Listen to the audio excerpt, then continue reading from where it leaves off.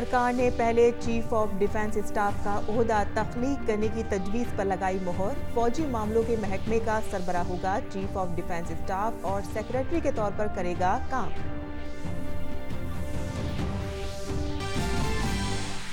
मरकजी काबीना ने अटल भूजल मंसूबे के लिए 6,000 करोड़ रुपए को दी मंजूरी। वजीर आजम कल इस मंसूबे का करेंगे फिदा। काबीना ने मर्दमशुमारी 2021 और कौमी आबादी रजिस्टर की जदीदकारी को भी दी मंजूरी। काबीना ने भारतीय रेलवे में की बड़ी इस्लाहात। रेलवे बोर्ड की तश्कील-ए-नौ को दी मंजूरी। ग्रुप ए सर्विसेज के 8 मुनज़्ज़म ग्रुपों को मिलाकर कायम किया एक रेलवे मैनेजमेंट सिस्टम।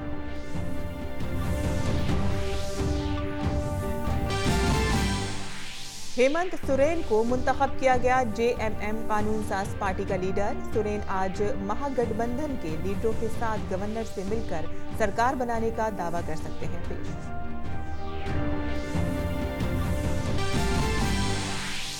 इंडोनेशिया में दर्दनाक बस हादसा। मुसाफिर बस गहरी खाई में गिरी। 25 अफराद की मौत, 13 जख्मी। राहत और बचाव काम के लिए 120 एहलकारों की टीम तैनात। और आईसीसी वनडे रैंकिंग में टीम इंडिया के कप्तान विराट कोहली और नायब कप्तान रोहित शर्मा पहले 2 पायदान पर काबिज। चोट के सबब वेस्टइंडीज के खिलाफ सीरीज नहीं खेलने के बावजूद जसप्रीत बुमराह अब भी टॉप पर बरकरार।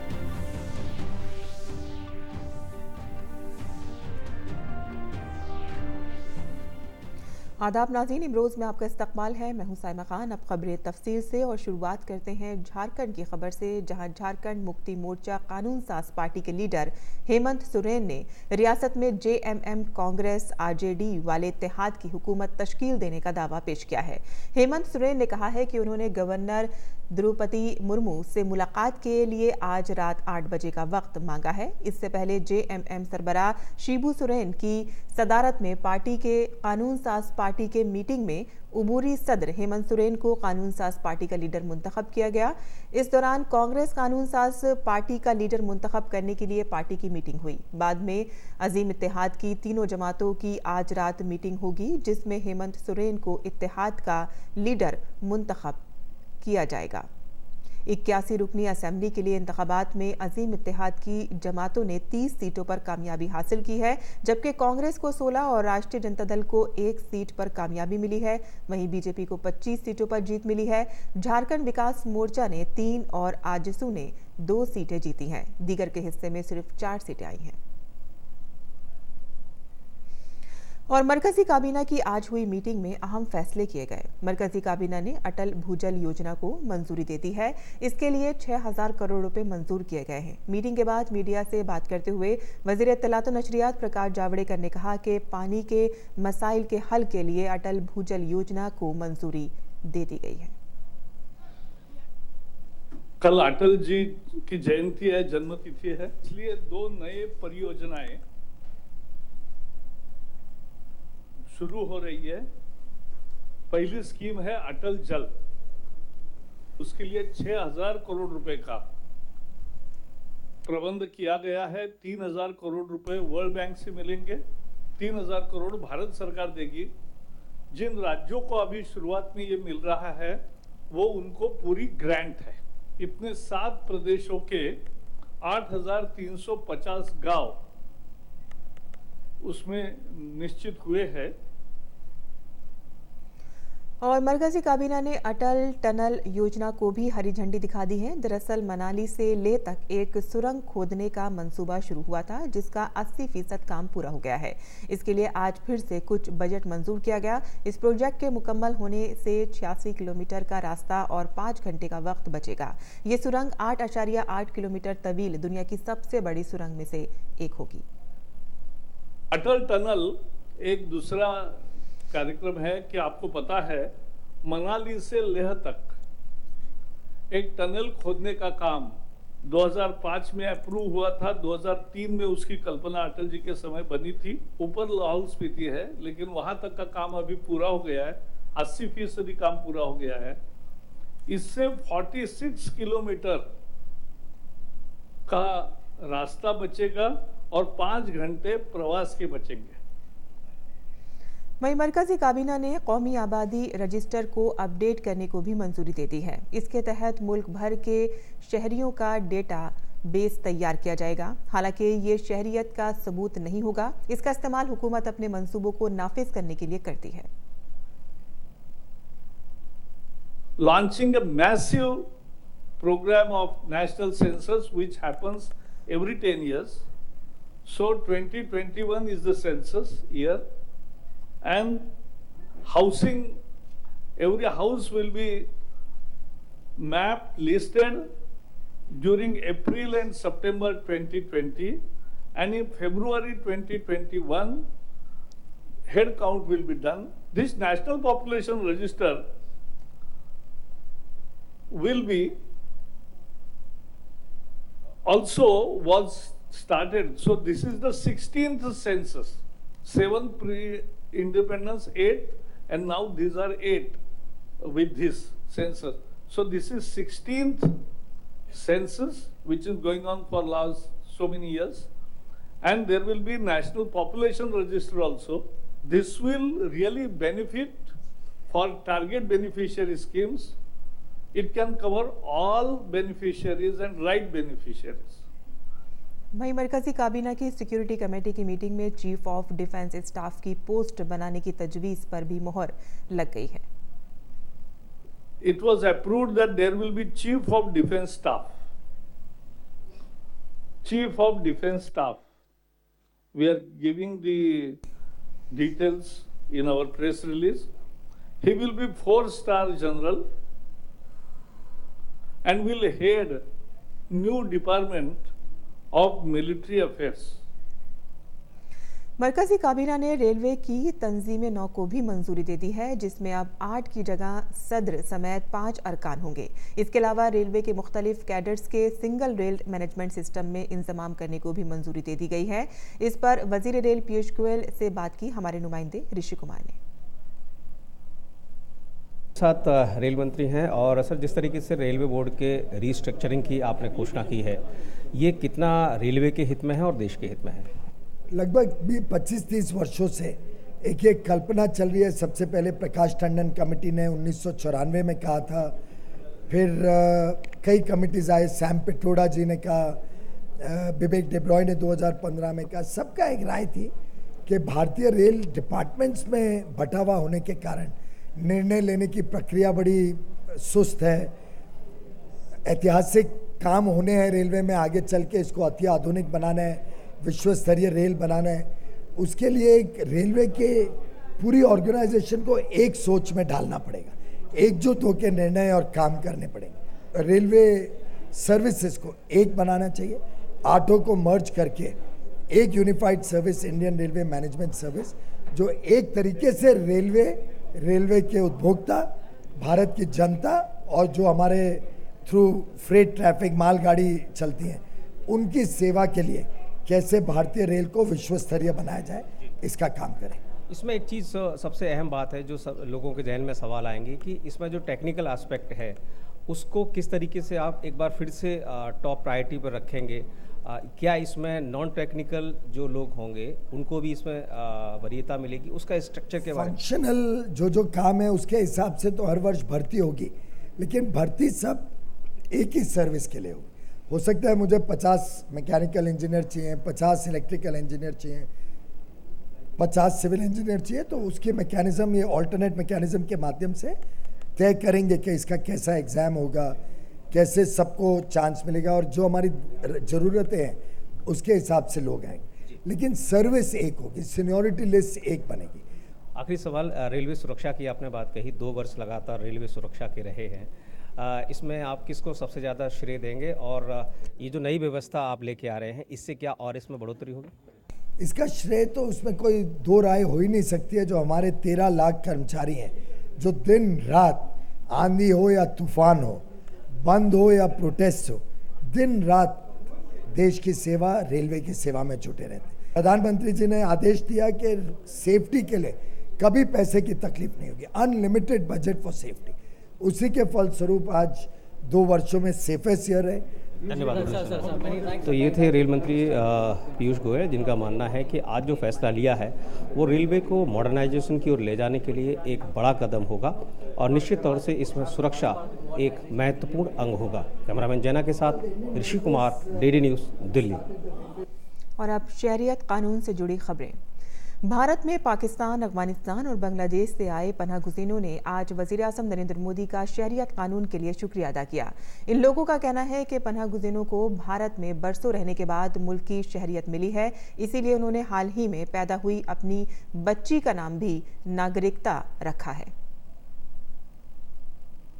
वो विरोध कर रहे हैं, वो इसलिए कर रहे हैं उनका पेट भरा हुआ। जो भूखा है ना, वो भूखे ही को भूखा ही जानता है भी भूखा कैसे होता।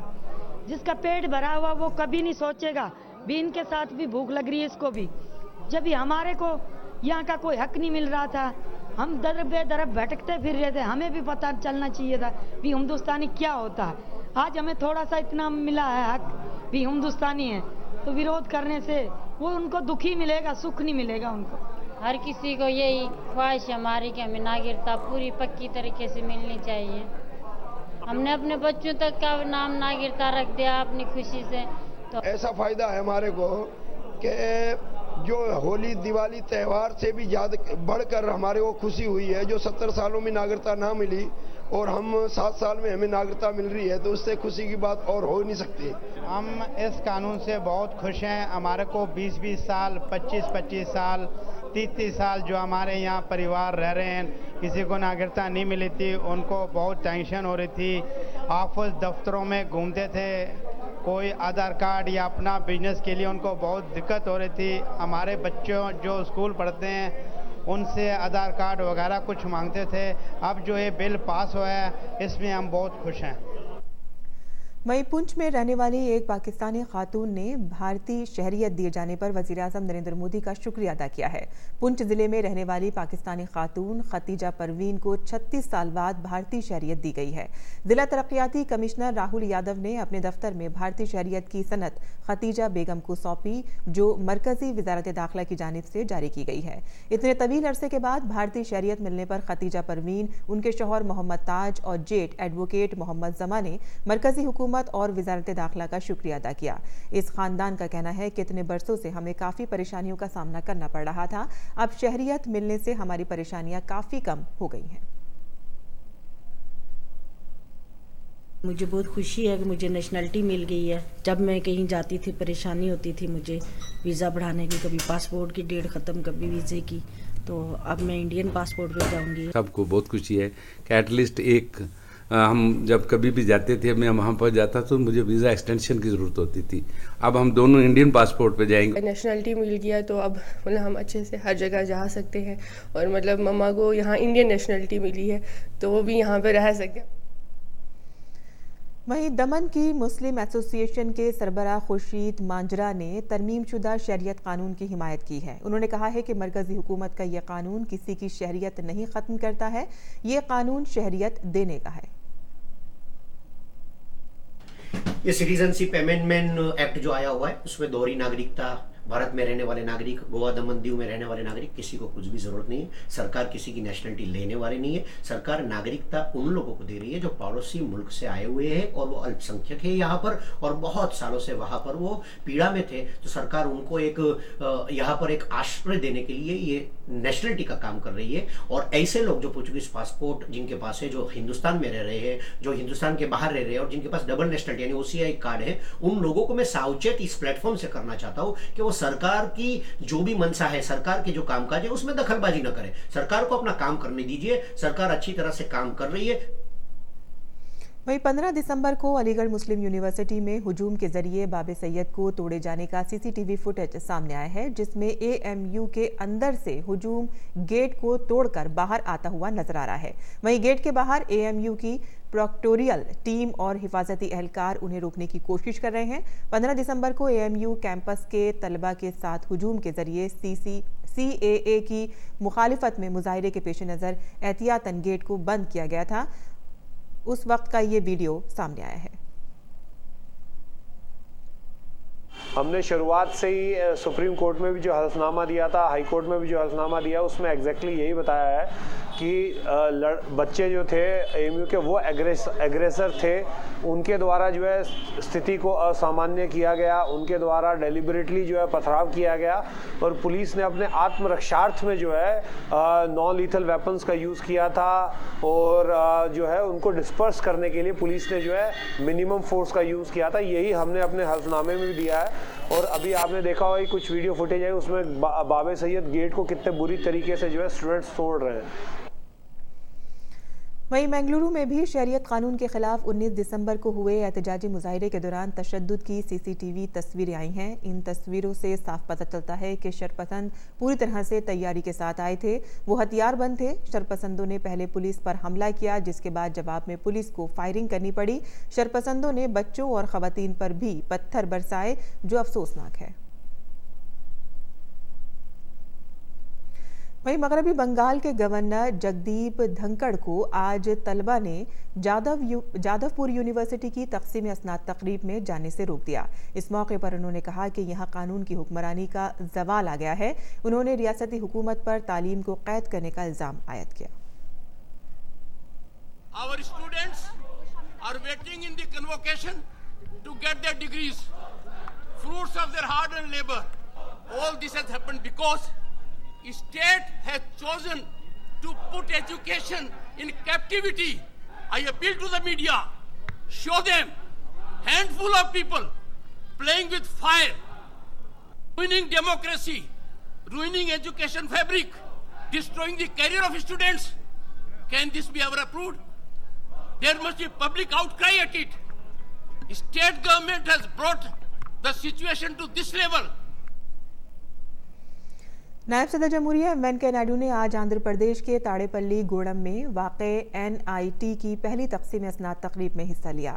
इस मौके पर उन्होंने कहा कि टेक्नोलॉजी के इस्तेमाल से लोगों के मसाइल का ज़्यादा से ज़्यादा हल निकाला जा सकता है। उन्होंने कहा कि इंसानी ज़िंदगी को आसान बनाने में टेक्नोलॉजी का बड़ा अहम रोल होता है।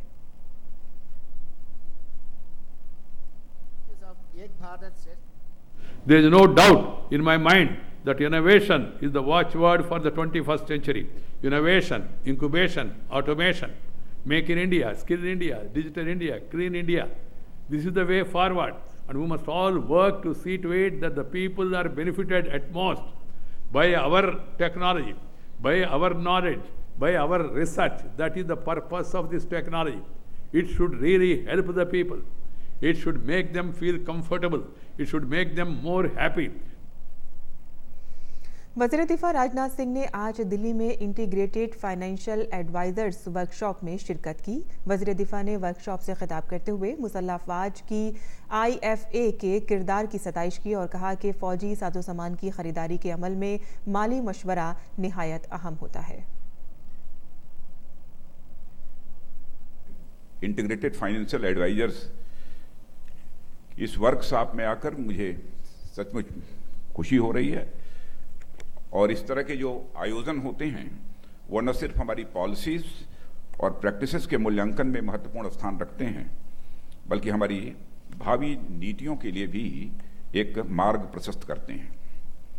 और यह आयोजन मैं मानता हूं कि एक विश्वास भी पैदा करता है कि हम अपने फाइनेंशियल मैटर्स के प्रति कितने जिम्मेदार हैं और कितने प्रतिबद्ध हैं। मेरी समझ में हमारी यह जिम्मेदारी और प्रतिबद्धताएं हमारे एडमिनिस्ट्रेशन को अकाउंटेबल और देश को फाइनेंशियली इंडिपेंडेंट बनाने में भी मदद करती हैं।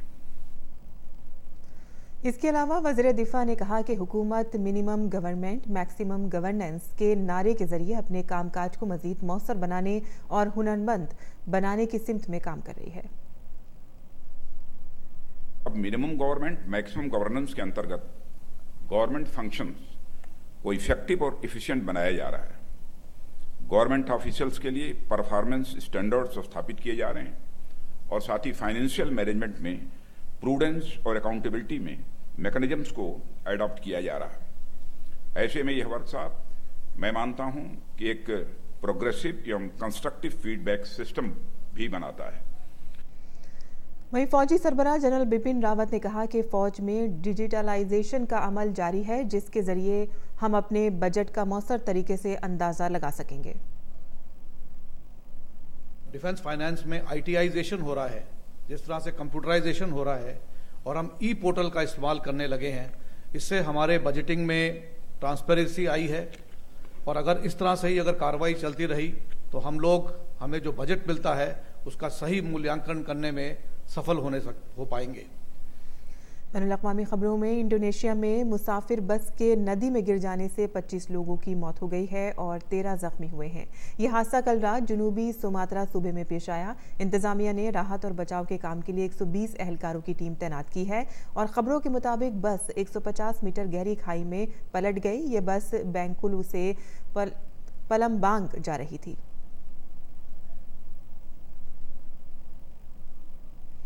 सऊदी अरब के सहाफ़ी जमाल खाशकजी के कत्ल के मामले में 5 अफराद को सजाए मौत सुनाई गई है, लेकिन इस सिलसिले में मुल्ज़िमीन में से 2 बड़ी शख्सियात को बरी कर दिया गया है। सऊदी अरब के सरकारी वकील ने ये मालूमात फराहम की है। वॉशिंगटन पोस्ट के सहाफ़ी खाशकजी को गुज़िश्ता बरस अक्टूबर में कत्ल कर दिया गया था, जिसके बारे में सऊदी अरब ने कहा था कि कुछ शरपसंद अनासिर ने एक मुहिम के तहत उन्हें कत्ल कर दिया था। बाद में सऊदी अरब सिफारती बहरान में दाखिल हो गया था और वली अहद मोहम्मद बिन सलमान की शबी खराब हुई थी। तुर्की के हुक्काम के मुताबिक इस्तांबुल में सऊदी अरब के कौंसिल खाने के अंदर 59 साला सहाफ़ी का 15 लोगों की एक टीम ने कत्ल कर दिया था।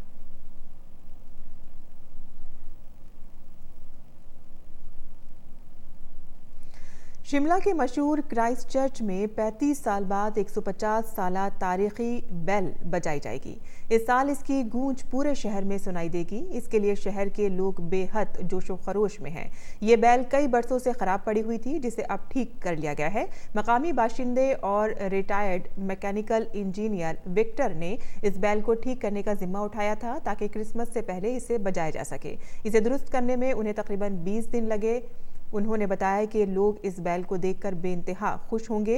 ये जज्बाती लम्हा होगा। काबिल जिक्र है कि ये बैल आज़ादी से कब्ल की है। गैर मुल्की सयाह भी यहाँ बड़ी तादाद में पहुंचे हैं।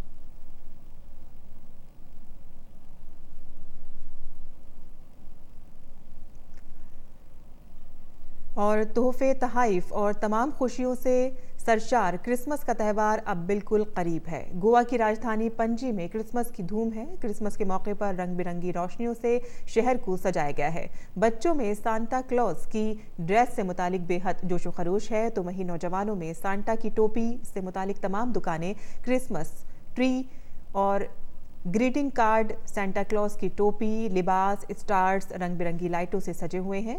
बाजारों में रौनक देखकर बच्चों में भी क्रिसमस डे मनाने का काफ़ी जोशो खरोश पाया जा रहा है। लोग तमाम तरह की तैयारियों में मसरूफ हैं।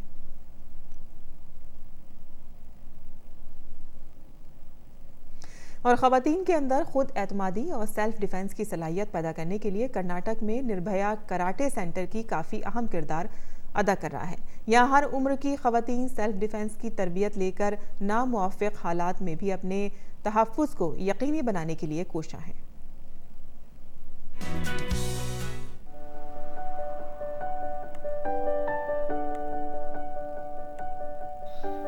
ख़वातीन के खिलाफ बढ़ते जराइम जहां इन दिनों अखबारों की सुर्खियां बने हुए हैं, वहीं ख़वातीन भी अपने तहफ़्फ़ुज़ के तईं बेहद फ़िक्रमंद हो गई हैं।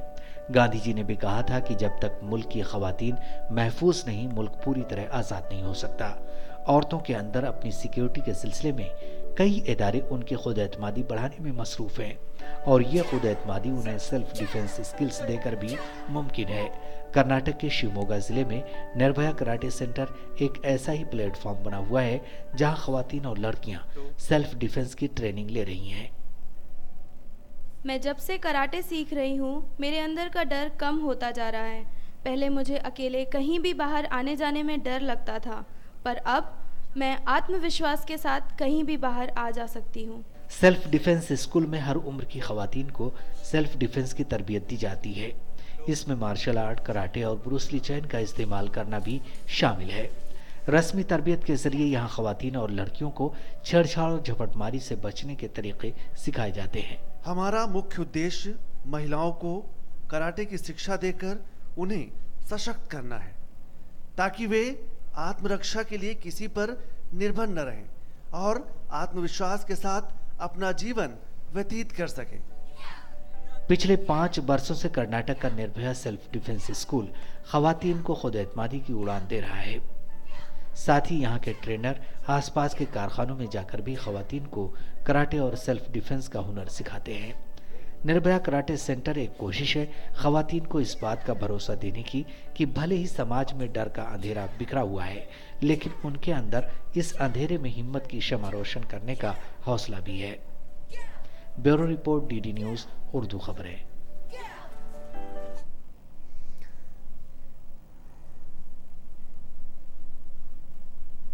और भारतीय सिनेमा के कामयाब तरीन गुलकारों में से एक और अपनी गुलकारी से सबके दिलों पर राज करने वाले मोहम्मद रफ़ी का आज यौम पैदाइश है। आज ही के दिन मोहम्मद रफ़ी 1924 को पंजाब में पैदा हुए थे। पेश है हमारी ये खास रिपोर्ट। मेरी कहानी भूलने वाले तेरा जहां आबाद रहे, मेरी कहानी। मारूफ गुलकार मोहम्मद रफ़ी 24 दिसंबर 1924 को कोटला सुल्तान सिंह पंजाब में पैदा हुए। उन्होंने फिल्मी नगमों के अलावा हुब्बुल वतनी के गीत, कव्वालियाँ, गजल, भजन भी गाए। उनकी सबसे बड़ी खूबी ये थी कि उन्हें मुख्तलिफ जबानों में गीत गाने पर अबूर हासिल था। तेरे दर पे आया तो बस आ गया मैं, जाने कहाँ मेरा जिक्र गया जी, अभी अभी यहीं था किधर गया जी, इसकी यादों पे मर गया जी। उन्होंने सिर्फ 13 बरस की उम्र में गुलकारी के मैदान में कदम रखा। 50 और 70 की दहाई में इस अजीम गुलकार का कोई सानी नहीं था। मेरा महबूब आया है, बहारों फूल बरसाओ, मेरा महबूब आया है। मोहम्मद रफ़ी ने अपने करियर का आगाज मारूफ मौसीकार नौशाद के साथ किया। उन्होंने अपने जमाने के मारूफ डायरेक्टरों और हिदायतकारों के साथ काम किया। उनके फनपारों में गांव की गोरी, अनमोल घड़ी, चौधवी का चांद, ससुराल, घराना, प्रोफेसर, मेरे महबूब जैसी सुपरहिट फिल्मों के नगमे शामिल हैं। ना जाने तुम कब आओगे। फिल्मी दुनिया में बेशबहा खिदमात के एतराफ में उनको 6 फिल्म फेयर अवार्ड और पद्मश्री के अवार्ड से सरफराज किया गया। फसीहुर रहमान की रिपोर्ट, डीडी न्यूज़। और आखिर में खास खबरों की सुर्खियां एक बार फिर। सरकार ने पहले चीफ ऑफ डिफेंस स्टाफ का ओहदा तख्लीक करने की तजवीज़ पर लगाई मोहर। फौजी मामलों के महकमे का सरबराह होगा चीफ ऑफ डिफेंस स्टाफ और सेक्रेटरी के तौर पर करेगा काम।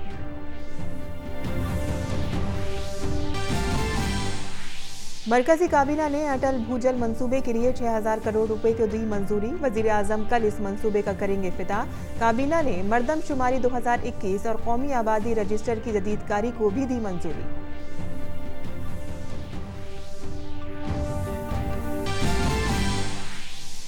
काबीना ने भारतीय रेलवे में की बड़ी इस्लाहात। रेलवे बोर्ड की तश्कील 9 को दी मंजूरी। ग्रुप ए सर्विस के 8 मुनज़्ज़म ग्रुपों को मिलाकर कायम किया एक रेलवे मैनेजमेंट सिस्टम।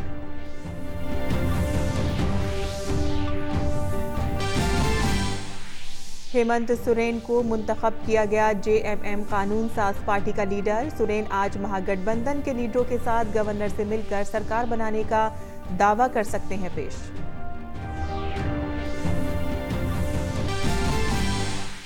इंडोनेशिया में दर्दनाक बस हादसा। मुसाफिर बस गहरी खाई में गिरी। 25 अफराद की मौत, 13 जख्मी।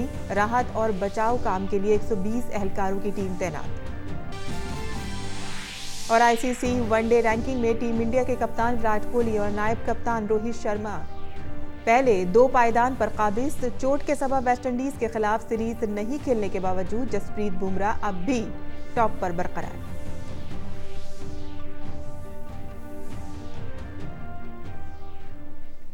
इसी के साथ ही इमरोज ख़त्म पजीर होता है। इजाज़त दीजिए। आदाब।